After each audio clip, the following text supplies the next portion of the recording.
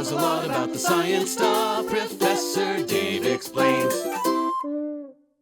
In the previous tutorial, we covered the general characteristics and development of amphibians. Now let's dive into amphibian body systems, which include the integumentary, skeletal, muscular, respiratory, circulatory, digestive, excretory, nervous, lymphatic, reproductive, and endocrine systems. An amphibian's integumentary system is comprised of their skin, which is often thin and moist, and is only loosely attached to the body at certain points. It contains two layers, an outer stratified epidermis, which is shed periodically, and an inner spongy dermis. The skin is notable for containing deposits of keratin, and more terrestrial amphibians, such as toads, have especially heavy deposits of keratin, though amphibian keratin in general is soft, unlike the hardened keratin that forms the scales, claws, horns, hair, and feathers of the amniotes. Without this hardened keratinized tissue, an amphibian's epidermis instead produces small mucosal glands that secrete a protective mucus, which helps to waterproof the skin, and larger glands that produce a whitish watery poison, which is irritating to predators. Although all amphibians produce a skin poison, its effectiveness and degree of irritation varies wildly by species. For example, species of genus Philobates, a small genus of poison arrow frogs, are renowned for their toxin. It's worth noting here that though this is a poison, which is different from a venom, a poison is a toxin that is ingested or absorbed, while venom is a toxin that is injected through a bite or sting. In addition to these glands, an amphibian's coloration is visible due to chromatophores, which in amphibians are branched cells that contain pigment and are often of three types. First, xanthophores, which contain yellow, orange, or red pigments. Beneath these lie iridophores, which contain a silver light-reflecting pigment. And beneath those are the melanophores, which contain black or brown melanin. Many of the brilliant colors of amphibians are produced by the interaction of these pigments. The green color, for example, is produced due to an interaction between the yellow pigmented xanthophores and the underlying iridophores that produce a blue color, an example of Tyndall scattering. This blue light is filtered by the overlying yellow pigment, so it appears to be green. The endoskeleton is the cornerstone of the amphibian skeletal system, and it is comprised of bone and cartilage that provides attachment points for their muscular system. While some, like the salamanders, have long bodies and weaker limbs, others, like the frogs, have a highly adapted musculoskeletal system that is specially adapted for jumping and swimming through simultaneous extensor thrusts of the hind limbs. In addition, the skull of the anurans in particular differs greatly from other vertebrates, as it is much lighter, less ossified, and flattened. In terms of the amphibian respiratory system, as adults, amphibians use three surfaces for respiratory gas exchange with the surrounding air. Those are the skin for cutaneous breathing, the mouth for buccal breathing, and the lungs, which function similarly to the lungs of other tetrapods, though they are often less developed and sometimes entirely missing, like in the lungless salamanders. Even in species that perform lung breathing, the majority of their carbon dioxide is lost directly across the skin. In addition, the lungs of those who have them are often ovoid and divided into small terminal air chambers called faveoli. Amphibians, and frogs in particular, are known as positive pressure breathers that fill their lungs by forcing air into them.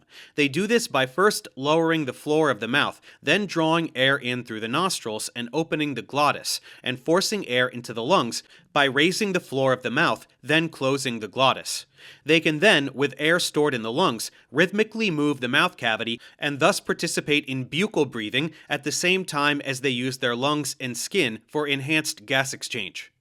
In addition, the respiratory system of vocalizing amphibians, namely frogs, contains vocal cords that are located in the larynx that are often more developed in males than females.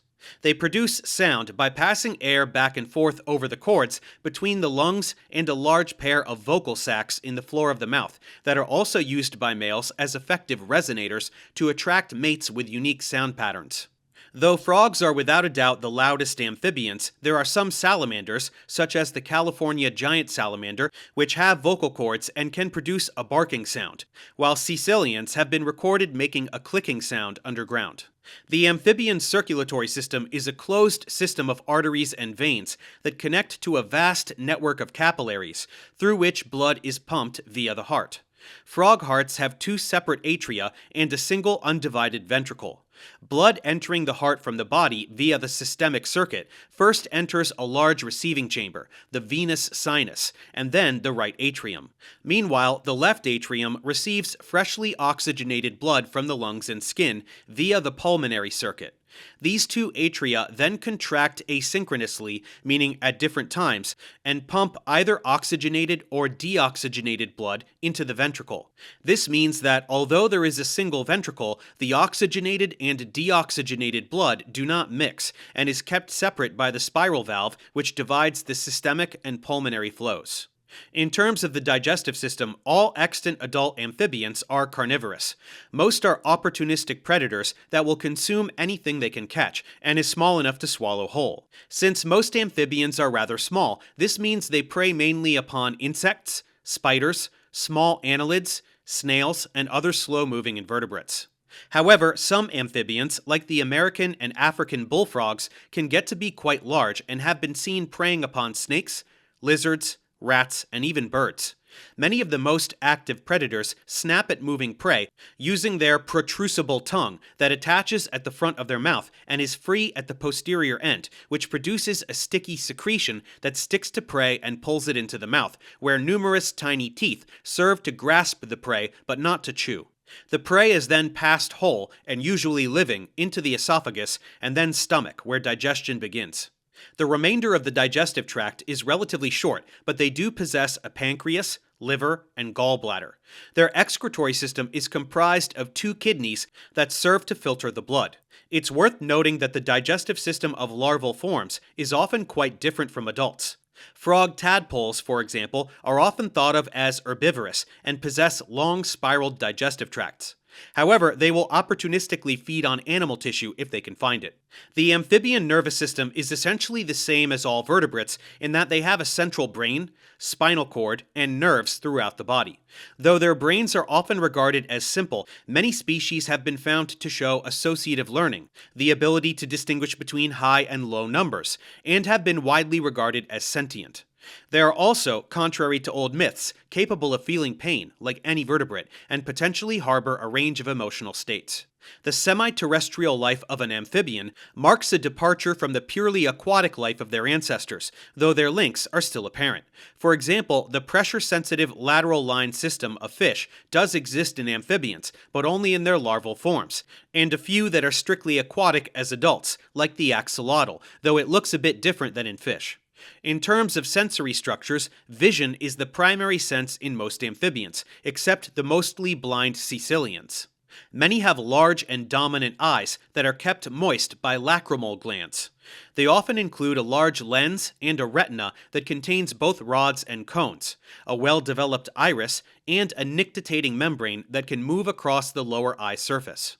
Amphibians also have well-developed tactile and chemical receptors in their skin, taste buds on the tongue and palate, and a well-developed olfactory system. In addition, though some amphibians may be entirely deaf, ears are well developed in frogs and contain a large tympanic membrane, or eardrum, that is externally visible and contains a columella that transmits vibrations to the inner ear, which contains a utricle, a saccule that bears a lagina partly covered by a tectorial membrane, which can sense different sound frequencies that differ by species and aid in discerning calls during mating season. The amphibian lymphatic system is characterized by large lymphatic sacs and two pairs of lymph hearts that return lymph into the circulatory system. They typically lack lymph nodes, and their lymphatic vessels are sparse or non-existent.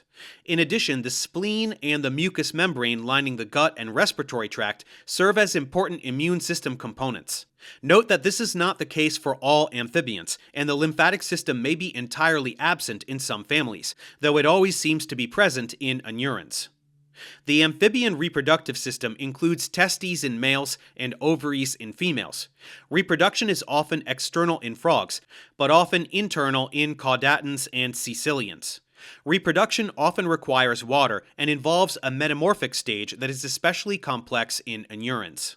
Finally, the amphibian endocrine system, as is typical in the vertebrates, plays a crucial role in regulating various physiological processes, including growth, metabolism, and reproduction.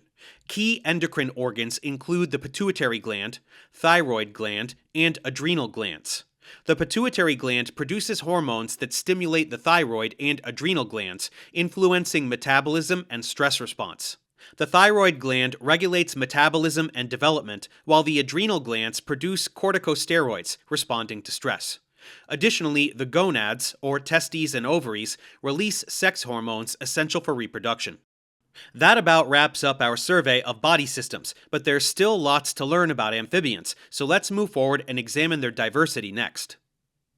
Thanks for watching. Subscribe to my channel for more tutorials. Support me on Patreon so I can keep making content. And as always, feel free to email me, ProfessorDaveExplains@gmail.com.